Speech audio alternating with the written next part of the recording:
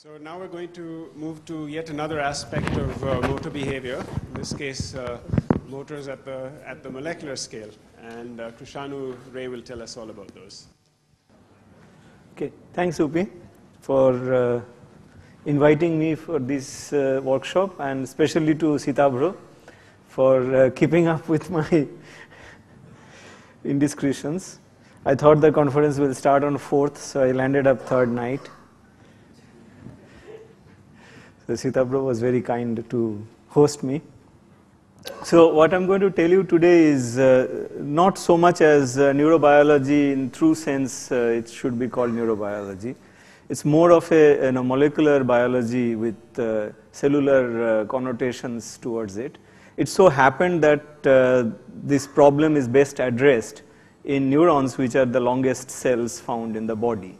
So what I'm going to tell you is more about the molecular properties of a protein, what is called motor protein. And these proteins, literally like a locomotive, utilizes the chemical free energy by burning ATP to generate mechanical motion. And using this mechanical motion, it literally walks on a tight rope, stepping on filamentous proteins such as microtubule or actin filaments. In this case, it is microtubule, and takes a very precise 8 nanometer step on every beta tubulin subunit on a microtubule. And so what I'm going to tell you today is the properties of one particular type of motor protein, which we called kinesin 2, which is I'll tell you more in detail and introduce you the motor itself, and which is involved in very specific set of transports inside the cell. And so I will give you an overview of these transport processes, and I'll tell you, more in detail about one aspect of kinesin 2 mediated transport in the neuron today. What we use is a model organism to do this analysis, which is called fruit flies. It's a very nice, cute looking pet that we all have in the lab. And most of the approach I use are molecular biology and imaging. I don't have to introduce this to the audience. The only reason I put it up here is for you to remember one simple rule, which is that all the proteins that are needed to make the synapse functional, both mostly at the presynaptic terminal and not so much at the postsynaptic terminal, are made in this part of the neuron and taken all the way through the axon to the presynaptic compartment. And that makes it one of the longest logistics of transport inside the cell. In some of these axons, it can be several meters long. So the question that we wanted to ask is, how these material that are made in the cell body of the neuron finds its way to the presynaptic compartment, and how does the balance of this material at the presynaptic compartment are maintained. Why is it that if you run quite extensively, your synapses don't go dry? Somehow they keep resuscitated and keep going. So that is a question that excited me for a long period of time, and I really haven't got the answer to this question. But we have defined a system where we can now ask this question and try to find an answer. The axons are a variety. There are lots of different types of axons that are there in the body. The most prominent one, which is this squid giant axon, which is several millimeters wide and runs several centimeters along the body of the squid, which you can actually see. It's really visible axon. Whereas the others, like the sciatic nerve, which are inside it, are also quite big and runs several meters long.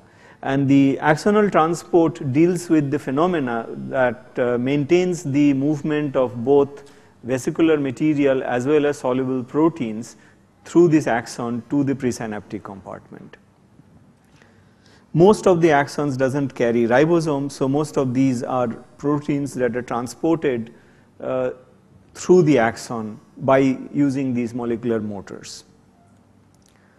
These are the two examples of vesicular transport and organelle transport in the axon taken from a Drosophila larva, which is at the first instar stage, where it has this nice pattern of sensory neurons and interneurons, which are at the, this is the larval brain.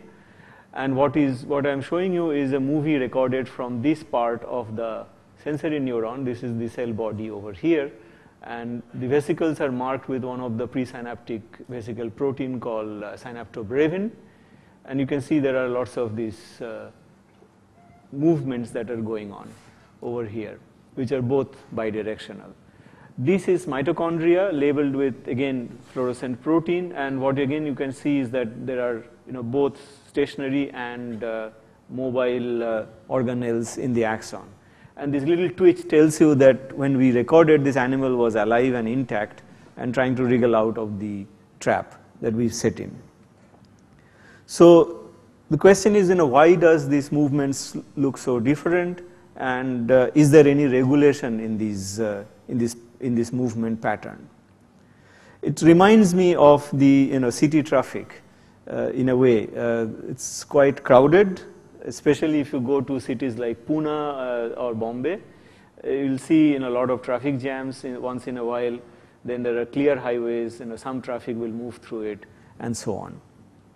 And apparently, like this chaotic traffic in Bombay and Pune and many other Indian cities, the traffic inside the neuron also has some kind of an order and organization. And it doesn't really fail, because if it fails, then I won't be standing here and talking about it towards you. The movements inside the axons generally happens in three gross rates. The rates which are sort of at this range, that is 20 to 400 millimeter per day, is considered to be the fast axonal transport, and the examples of which I just showed you. The other rates, which are much slower, considered to be the slow axonal transport, were traditionally thought to be a slow diffusive process, which has just last few years have been proved to be not slow diffusive process at all, which are actually mediated by the motor proteins with long pauses instead of the short pauses in case of the fast transport. So the motor transport, motor mediated vesicular transport was first discovered, or the clue came from this picture published long ago. And there people showed that the vesicles inside the axons are linked to the microtubule filaments through these bilobed structures, which were considered to be the motor proteins. And then later on it turned out that these, indeed when these proteins are purified, turned out that they indeed are mechanochemical ATPases, which has these head domains which bind to the microtubule filament. It has a stalk and a globular tail domain. And if you purify these motors and bind them to plastic beads and put them on cover slips, you can see that they, on microtubule on cover slips, these motors can pull these glass beads, artificial cargoes, in a very systematic fashion on the microtubule. So therefore, one can use a neuronal system which is kind of one-dimensional, because it has all the plus end of the axons, microtubules towards this side of the axon, and all the the plus ends on this side and the minus end towards this side of the axon. And the traffic moves either towards the synapse or back from the synapse. So one can take this system and ask, how does different cargoes are sorted over here, sent towards the presynaptic compartment, and then brought back to the cell body. The system we use is the cholinergic nervous system in Drosophila larva, and this is a layout of the cholinergic nervous system, where you can see this is the larval brain, which has the largest density of the cholinergic synapses. In fact, in Drosophila, all the cholinergic synapses are found in the central nervous system and none on the neuromuscular junction. And then it has the sensory neurons, which are also cholinergic. They send their input to the brain, and this is the pattern of different cholinergic neurons, and this is the axon that goes to the brain.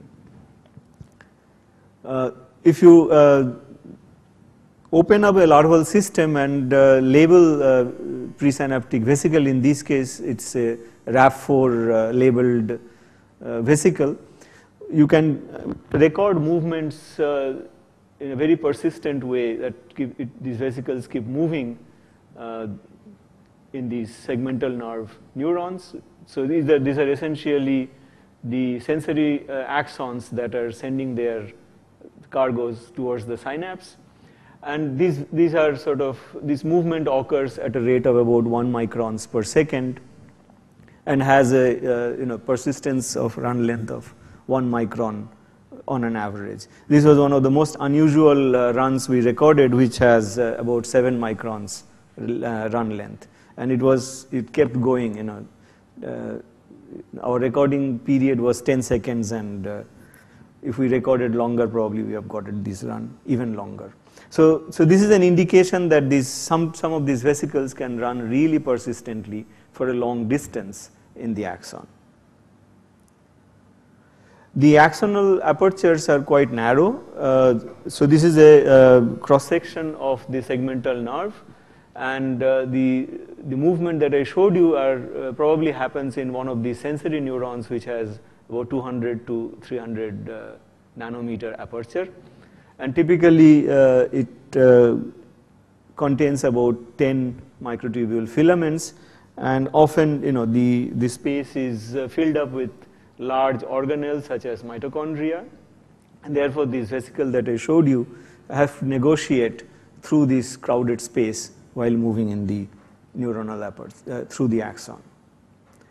Now, if there is a defect in the motor function or the motor protein that moves these vesicles in the axon, then that can lead to the defective transport or failure in the transport and accumulation of these cargoes in the axon. You can consider this some kind of a traffic jam in the axon, which is, you can see here, this is a normal cross section where the axons are fairly narrow, and when the traffic jam happens, this axon swells up. This kind of transport defect usually leads to the reduction in the synaptic activity because the synapses become smaller, and due to these it develops some sort of a posterior paralysis, and this larva generally walks tail up. Now, these kind of systems are now known to happen in human disorders also. There are several human disorders which are now linked to the dysfunction of motor protein at different levels, like the amyotrophic lateral sclerosis, which is sort of now linked to the dynein heavy chain mutation. Then there are CMT type disorders which are linked to KIF1B, but I was told recently that this is not correct. But definitely the Huntington type disorders are now linked with the. So today I'll focus mostly on the one particular inherited disorders which attracted a lot of imaginations and interest, and that is the Alzheimer's disease. I'm not going to tell you anything about Alzheimer's disease today. What I'm going to tell you is this cholinergic hypothesis about Alzheimer's disease, where it is predicted that the defect in acetylcholine cholinergic synaptic activity could lead to the beta amyloid plaque formation, and that in turn can affect the reduction in the cholinergic activity of the brain. So I'll focus now on one particular component of this cholinergic synapse, which is cholinesterase transferase. And this is a very important enzyme which is needed to recycle choline into acetylcholine and keep the synapse going.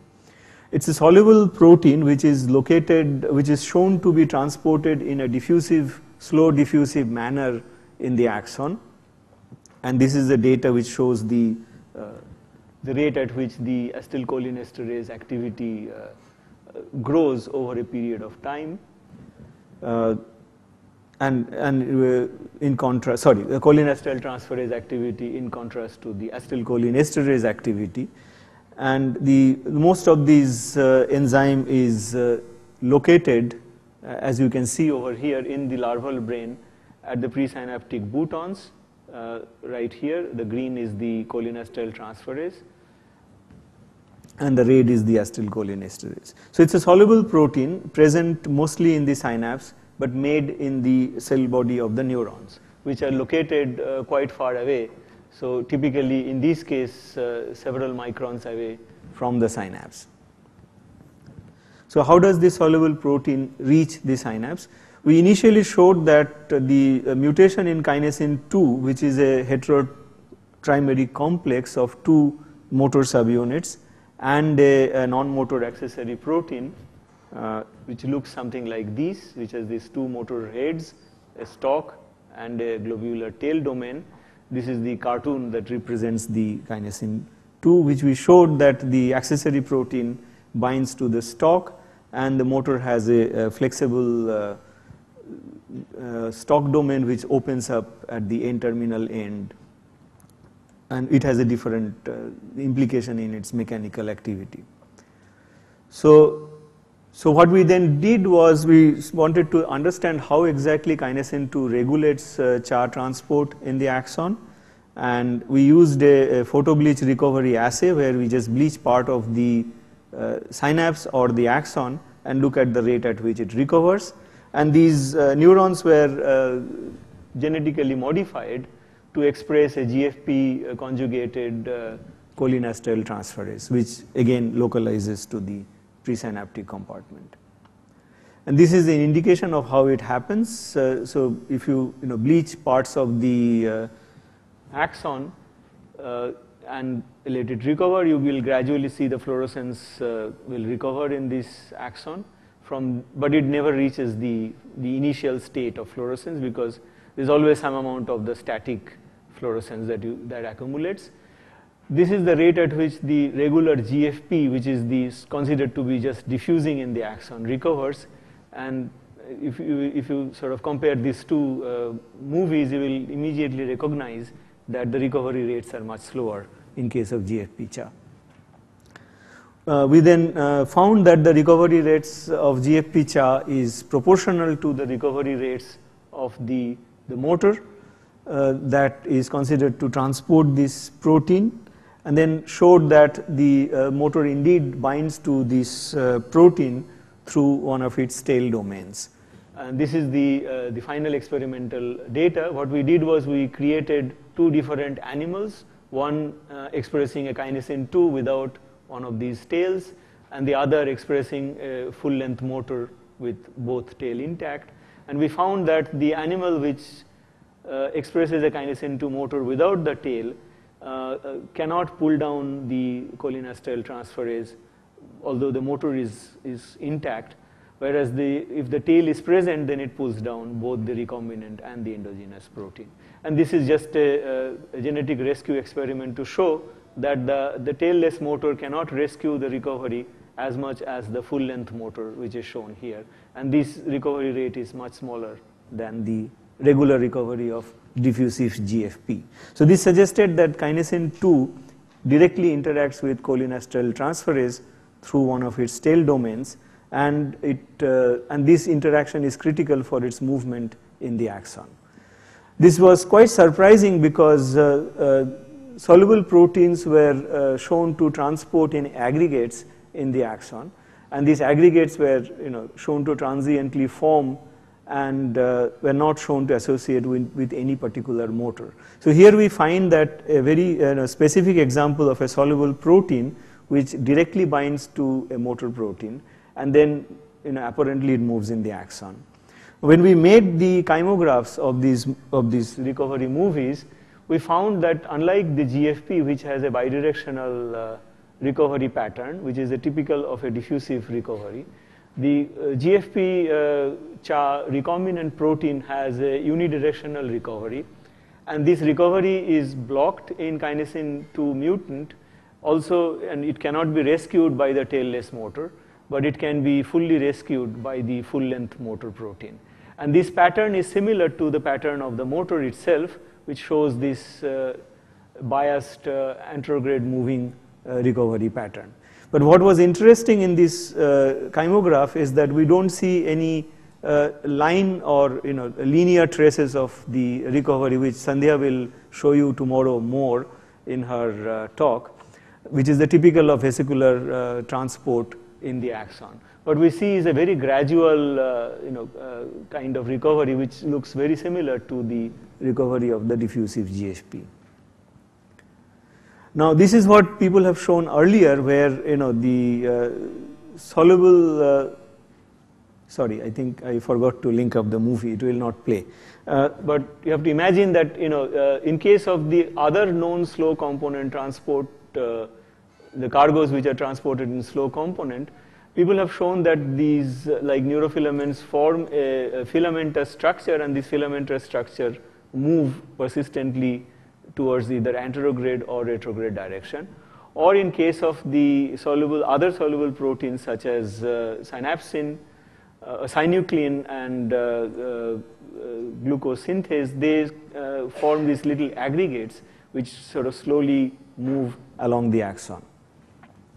So therefore the cholinesterase transferase movement is quite distinct and different from the other soluble cargo that move in the axon. The question is, how does this movement gets regulated? What we found was that this movement is not constitutive. It happens only for a brief period during the larval lifespan, and the example is shown here that it picks up around the larval age of 78 hours, and then it comes back again within an hour. So there is a brief period in which the movement takes place, and otherwise it remains at the basal level. So in other words, kinesin 2 can only bind to cholinesterase transferase for 1 hour in these axons and transport them through these axons, and after that 1 hour period they somehow disengage with these cargo.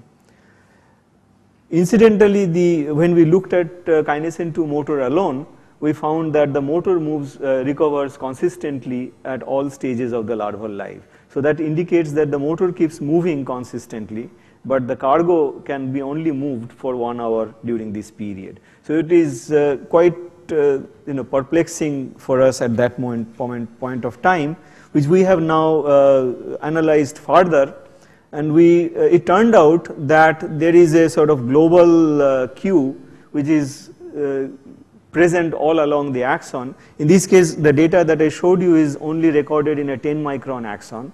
We have subsequently done analysis in a 2 millimeter axon at different positions, and again we find the same phenomena, that all along the axon there is a global cue which triggers the motor cargo interaction, and then as if the entire bulk which is present in the entire axon starts moving together like a large big train towards the synapse, and then after that 1 hour period the whole train stops, and again the bulk remains. So this showed that the bulk soluble protein that are present in the axon doesn't have a particular start or stop kind of a movement.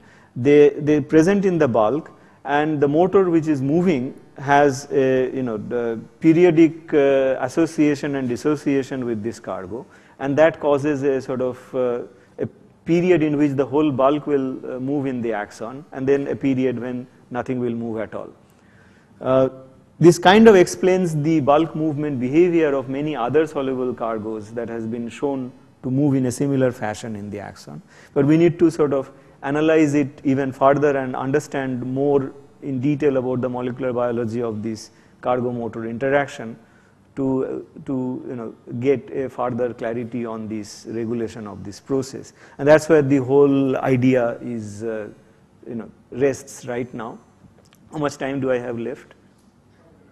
Okay, good. So then I'll now switch from this study to another study which is more biological, and in a way which will give you an idea about the consequence of this charge transport that I showed you just now.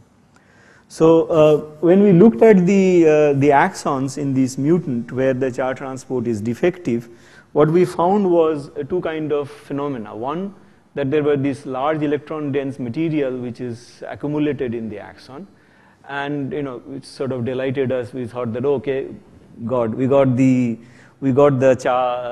phenomena which showed that there is a huge accumulation of soluble protein in the axon. That's how you could get this. But then we also found in some other axons these kind of small vesicular accumulates which were present in many of these mutant axons, and we were surprised to find this kind of a vesicle accumulating in the axon. These were very small vesicles which are not generally known to be present in the axons. These are really tiny, about 30 nanometer vesicles. So in order to find the reason behind these vesicle accumulations, we went back to the literature. We studied and we found that kinesins are known to associate with many different RABs, and these RABs are kind of a molecular switch which allows the motor to hook onto a vesicle and or get dissociated from the vesicle. And this switch works by hydrolyzing GTP. So if RAB is in the on state, it will allow the motor to bind the vesicle as compared to if it is in an off state, which will disengage the motor from the vesicle. And there was one RAB which was attracted our attention, and that was RAB4, which was shown to bind to KIF3B, which is one of the kinesin 2 motor homologs in mice and humans. And in our case, this will be called KLP64D in Drosophila. But how exactly it interacts was not very clear. But this interaction was shown to play a role in moving late endosomal vesicle in the cells after endocytosis. Incidentally, RAF4 is also a protein which is enriched at the presynaptic compartment and is transported in the axon from the cell body to the synapse. And therefore, we used a RAF4 MRFP conjugated fly which expresses RAF4, and this is a combination stock which shows both cholinesterase transferase and RAF4 localization in these cholinergic synaptic boutons. This is a normal axon where you see that the RAF4, the small RAF4 vesicles are present occasionally. This is a mutant axon where you see this large accumulation of the RAF4 vesicles. So you have to now, okay, so this is unpublished, give you a very tight correlation, but it suggests that the axonal transport and synaptogenesis are linked, and in this case at least the cholinesterase transferase and RAF4 mediated vesicular transport are engaged in synaptogenesis in the larval brain. We are still working on it to find a more tight correlation and understand exactly how the axonal transport and synaptogenesis are exactly correlated. We want this ideal data where we want to see pick one identified cholinergic neuron and show that the synaptogenesis the axonal transport precedes synaptogenesis. That involves both fluorescence live imaging, correlating it to the electron microscopy, and hopefully next time I'll be able to talk more in detail about that. So this is where I have to end my talk. So I'll just simply give you the take-home message at the end. Generally, intuitively, one thought that the intracellular transport by the motor proteins would have this kind of a three-step process where the motor will bind a cargo, and then it will run persistently for a distance, and then it will deliver the cargo. So far, what we have found out by looking at two different types of transport in the Drosophila neuron, it doesn't really support this intuitive hypothesis. There is no fixed pickup point in which the motor seems to bind the cargo, and there are no defined lengths of runs that the motor has to go through. It seems quite random that the motor, a cargo can move for a certain distance, and for different cargoes the distance they move are quite diverse. However, there seems to be a global regulation of this whole process where the cargo and motor interactions are globally regulated. What is it that regulates it that we still don't understand? It could be a synaptic activity, it could be the action potential, or a surge in calcium release in the axons. But this is something that we want to investigate more in detail in further. And interestingly, the cholinergic system is so well pharmacologically well studied that we will have lots of different pharmacological agents to play with to perturb the synaptic activity of this cholinergic system and study its correlation to the transport. So with this I stop here. These are some of the recent publications where we described most of this data. Some of it I did not talk today. I need to acknowledge the people who has been the most instrumental in getting all these results.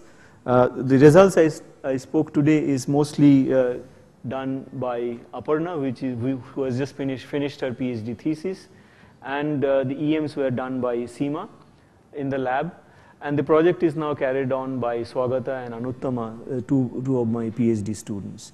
And these are the other students whose work I didn't get a chance to talk here today. I'll probably talk about in a more appropriate situation. So I just want to take 1 minute of your time to advertise this recent a school that we are going to organize shortly. So this will be more. So this school is going to be organized to explore the link between the axonal transport and the neurodegenerative disorder in 2 parts, 1 part in Bombay and 1 part in Mahabaleshwar. And fortunately, we got a very good set of speakers who are the most expert in the field to talk about this topic. The deadline, you will get more details if you go to this website. The deadline is now extended by 1 month. Instead of 19th November, we will accept applications till 19th December. So if any of you are interested to attend this school, please apply.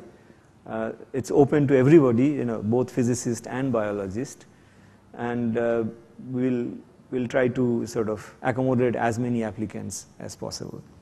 Thank you very much.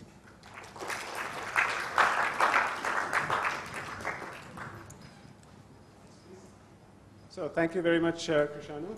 And just to preempt any of the questions, I just wanted to say that actually to me this kind of molecular level work is very, very intimately linked with the systems level function and the behavior of cells, because of course all questions about homeostasis, the formation of the connections and so on, in the end they rely on this kind of transport and molecular movements and control to set them up. Yeah.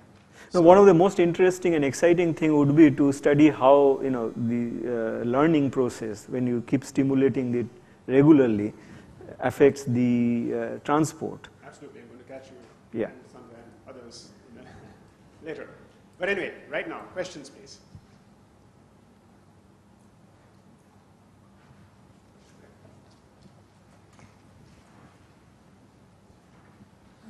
Thank you, sir, for a very enlightening lecture. I have a very basic doubt. We have a molecular movement in both the directions in the axon. Yeah. So how do the motor proteins, they regulate the bidirectional movements? The motors are intrinsically designed to walk only in one direction. So there are either plus end directed motor or minus end directed motor. So these RABs, which are instrumental in regulating the flow, they can actually recruit a specific kind of motor. For instance, the RAB4, for instance, can recruit kinesin 2, and then once it recruits kinesin 2, since the axon has a uniform layout of the microtubule with the plus end towards the synapse and minus end towards the cell body, so therefore the motion will go towards the synapse. Whereas if some other RAB comes in, like RAB5 or RAB6, which will recruit dynein, then the flow will go backwards towards the cell body. So this is how one can control the direction of movement of this material in the cell. In addition, there are these kinases and phosphatases. So phosphorylation of certain kinesin, we still don't know about kinesin 2, but certain other kinesins can activate the motor function, and dephosphorylation can deactivate the motor function. And this is very well studied in case of chromosome segregation, where the Aurora B kinase can activate SNP motor, and the whole thing will move towards the center of the cell. And then a PP2 mediated phosphatase activity will dephosphorylate and inactivate the motor, and so that the chromosome doesn't go back, stays there. So yeah, so this is how the direction of the movement is regulated by intrinsically designing intrinsic design in the motor, which the motor is unable to walk other ways, and setting up the network, the railways, in a way. So following up on that question, so the motors that carry information back towards the cell body. Cell body will have to be transported down. Will have to be transported, exactly, it's a very good point. Yes, so it was shown that dynein, for instance, piggybacks on kinesin heavy chain. So kinesin 1 is transports dynein all the way from the cell body to the synapse. And while it is transported, the dynein remains inactive. So dynein has to be maintained in a constant inactive state while it is being transported.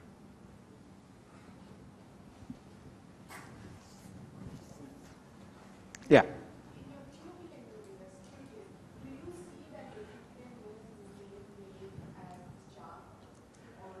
We did not. We did a very limited FRAP analysis of GFP tubulin. Unfortunately, the tubulin subunit we used are not axonally enriched. So we need to find a proper axonal tubulin. This. Yeah, I have more data for the cilia in this tubulin. It's very slow. It's about 4 orders of magnitude slower than the CHA.